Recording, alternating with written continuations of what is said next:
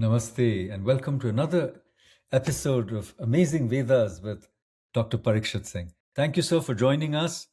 We're going to talk some more about the Vedic deities, the devas, the gods. And I don't want to use the word pantheon because it's so associated with the Greek gods and so forth. But as we've been trying to say, the deities in the Vedas, about 24 of them, are an amazing set of powers, forces, potencies, which are intimately related to us as individuals. I mean, they're psychic beings that are part of our own psyche. Of course, they're outside in the physical world as well. And if you look at the spectrum of the Vedic gods, and Dr. Singh, you can jump in and correct me, but there are terrestrial deities, Agni, Soma, Prithvi, Brihaspati, Brahmanaspati. There are atmospheric deities, the gods of storm and thunder and rain and war, Indra, Vayu, Vata, Rudra, Maruts, Parjanya. We talked about Parjanya last time, the rains, Apam, and so forth. And there are celestial deities, right? Right? The deities of the solar sphere, Surya, Savitur, Mitra. And of course, we talked last time about Varuna, the waters, and Vishnu, Pushan, Bhaga, Aryaman. And then there are collective deities, right? There are Vishvedevas, Adityas, Vasus, Rudras, Maruts, and so forth. So individually, realized, very beautifully conceptualized deities with personality like Indra. What a wonderful, the Vedic Indra, okay? Please don't mix him up with the Buddhist or the later Indra, who's always afraid of his throne being taken over by some human being who's doing a lot of tapas or ascesis or austerities. But now, and last time you remember we spoke about Saraswati, the river, who also represents the Paravak, the higher speech, the divinized speech, the beautiful deity called Saraswati, and Mahasaraswati, whom Sri Aurobindo says is the goddess of perfection in the smallest things. But today we want to carry on with this inquiry into the female goddesses. Why am I saying this? Because, when Hinduism develops, there's Shaktism where the female deities are paramount. But am I right, Yes. Dr. Singh, in assuming that in seed form, all these traditions, Vaishnavism, Shaivism, Shaktism, Advaita, Vishishta Advaita, Dvaita, it's all there in the Vedas in seed form, right? It's So quite a fabulous. let's look at this other great deity, the Prithvi, the earth goddess, which later people call the Gaia and so forth, and how we today worrying about climate change and the environmental and the ecological crisis. But our Vedic ancestors, they were so conscious that the very earth that we are so privileged to live on is sacred, you know. And later we have the idea, of Bharati, this, our own, whatever, India, the Bharats who worshipped her as the priests, the sacred sacrifices, the hotars, or, of the lineage of Bharats. And then, of course, we got the name Bharat. So we want to talk a little bit about the feminine deities. We talked about Saraswati already, but today, can you tell us something about Prithvi, the goddess Earth herself? Prithvi is the the most intriguing, the most beautiful, and the most intimate, connected to us, because it's the physical. It's right here, grounded. When you're in doubt, you come back to this ground, the ground of your being, as it were, the physical being. Terra firma, terra Terra firma. firma. Yeah. So Pritha means wide, broad. Compare this to other terms used for Prithvi, which have a slightly different nuance. Bhumi, to be, to become. Bhava, right? Bhumi. Or Dhara, that which holds you, right? Vasundhara, Vasundhaiva, Vasudhaiva Kutumbakam, right? Kutumbakam. So Vasudha, that which holds us. So Prithvi is, you may consider it as a field or a plane of manifestation which is wide, which is broad. Um, we identified with the physical consciousness. Now, this physical consciousness or this physical being is not just the external, the world in which we live, the earth on which we exist, the earth consciousness, which is not the same as this globe that we are in. It is a consciousness, it is a plane. And our body, which is also an intimate part of that physical being called Prithvi. And she is the beautiful goddess who feeds us, who nourishes us, who holds us together, who laughs with us, tickled with us, allows us to generate through her, plow through her, to get all the lavish splendors of existence. And she can also be a little strict sometimes if we don't listen. And there we see the hurricanes coming, or bad weather, or typhoons. But still, even that is a way to remind us of this plane that we are in. And to the Vedic rishis, this plane was very important. They did not look down on the physical existence. It was the plane where all the powers of the universe manifest.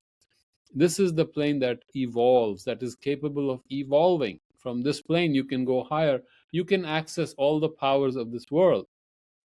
And within it, it holds the highest light, highest knowledge, highest wisdom. However, we are not aware of it because it is covered by its own what is called powers. So to discover that, even though we know that this plane is very nourishing, very wide, holds us together, very loving, to find that deeper secret was the journey, one of the most fascinating journeys of the Veda. And someday we can talk about that fable of how Indra discovers, it plows through the earth, and through that furrow, a being appears. And the Correct. being is called Sita. And Sita is a character, the female energy in the later epic called Ramayana, where Yes. the descent of Vishnu, the divine Rama, she is wedded to him and suffers through the whole journey of being abducted and being saved by Rama, and then giving herself completely and returning to earth. Very powerful symbols. So Prithvi is a reminder of what our base is, what a fabulous concentration of forces we have, and what an opportunity we have to transcend ourselves, and not only transcend ourselves, go deeper into what this Prithvi is, and discover the greatest riches of the universe in here, right here, through the power of connecting with all the lokas right here. Indeed, indeed. And sometimes we see Mother Earth as silently suffering and bearing without complaint, all the atrocities which we as human beings have meted out on her through our own insensitivity, how we pollute the earth, there's radioactive waste, we've got dumping grounds and, trash and garbage and landfills, mercury leaching into the entrails of the earth. And once you sort of enter this Vedic understanding and relationship with the earth, you can never treat it as a piece of inert matter. You begin to have this tremendous connection with the earth. And all this sort of ecological wisdom, which is sometimes superimposed almost in an evangelical fashion, becomes so unnecessary because, even treading on, as it were, the breast of Mother Earth becomes, almost sacrilegious. You ask forgiveness, as there is a very beautiful morning when you awaken, you step down from your bed and you ask for forgiveness, from Mother Earth for daring to step on her. Um, so there are these wonderful sentiments associated with the earth. But I'm also reminded of that grand finale of Savitri, where after defeating death, she and Satyavan, whom she rescues, are offered all the lokas. You talked about the multiverses last time, and how there must be wonderful worlds other than the earth. And today we talk about UFOs and so forth. We don't know about them, of course, but certainly in our imagination, we have imagined heaven and all kinds of lokas. But Savitri, who is actually the power of higher consciousness, Savitur, the sun goddess, as it were, she says, "No, I'm an earthling, and here is where I belong, and we will work to uplift and change, transform consciousness on earth." So when we go back to the Vedas and see the reverence and the great tenderness with which the earth, our own mother, is regarded, we become proud and privileged to be earthlings, not Indians or Americans or Koreans or Chinese. These are smaller identities, but fundamentally we are earthlings, and we share this aspiration to transcend ourselves and to transcend our kind of limited and sometimes very divisive and violent consciousness or mentalities. And just connecting with the earth, is a wonderful and humbling exercise. In fact, before I turn it back to you for your concluding remarks, I'm reminded of, there is a famous guru, I won't take his name, in South India. And many times people come to him with a lot of anxiety and a lot of tension, stressed out people, famous, rich people. And the first exercise he assigns to them is, he says, go and roll in the mud. He's got a place. Really? He I says, didn't go know and that. roll in the mud and get your hands dirty. And Okay. they all wonder what it's about. And there was another famous guru, in Mirtola, up in the hills, in the Kumaon Hills. He was actually an Englishman. We can talk about some of these great souls later on.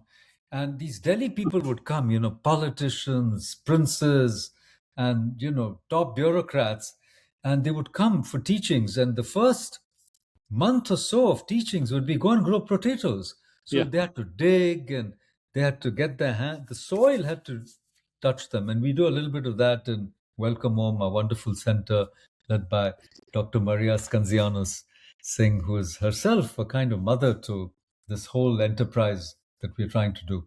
So earthlings, we as earthlings must automatically have that sense of reverence and love and gratitude to Mother Earth. And the Vedas take us to that beautiful relationship with this goddess, which we call Prithvi. So please, your concluding thoughts, Dr. Singh, on this very beautiful and wonderful idea in the Vedas, the goddess, the earth goddess, our Mother Earth. So the beautiful one of the great achievements of the Veda, which is valid even today, is to do not want to escape, as you pointed out earlier. They want to transform this world, and they through the mortality they found immortality. Through the darkness they found light, and through the lack of what would you call it, falsehood, they found truth, right? So um, discovering being through non-being. So this manifestation, this physical manifestation, was not looked down, which certain paths later look down on it. They want to go to some far off heaven. But the Vedic attitude is right here, transform this into that which it is an image of. So, or the higher realms, bring them down here and make them alive here. And we will find that concept coming back, making this earth into heaven. It'll recur in other religions, in other prayers through different traditions. Thank you. That's wonderful. And I think the Vedas show us how to take the first step, which is to try to spiritualize and divinize our own lives. And speaking about our beautiful Mother Earth, the painters of yesteryears, even if they didn't have access to aeroplanes, they painted the earth from up there, from the clouds. Even the Australian Aboriginals, they have Really? these wonderful patterns, and you don't know what it is until you take a flight across Australia, and that's exactly what it looks like from top, you know. And all of us have, gone up in the air 30,000 feet, flying here and there, and the earth looks so beautiful from up there. The green stretches, even the deserts and the, you know, alpine or Himalayan heights, the snow-clad mountains, and the rivers and the oceans. It's such a beautiful planet to be on. So the Vedas show us how to value our existence as earthlings.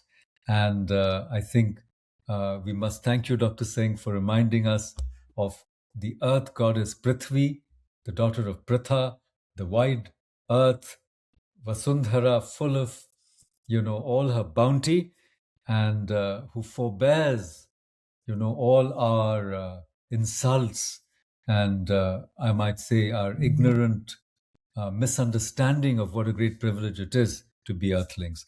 With those words, thank you. Thank you for joining us. Namaste. Please like, share, and subscribe to our channel. Join our effort to re energize ourselves by finding the living Veda within us. And please follow us on Amazing Vedas on X. Thank you and see you again. Namaste.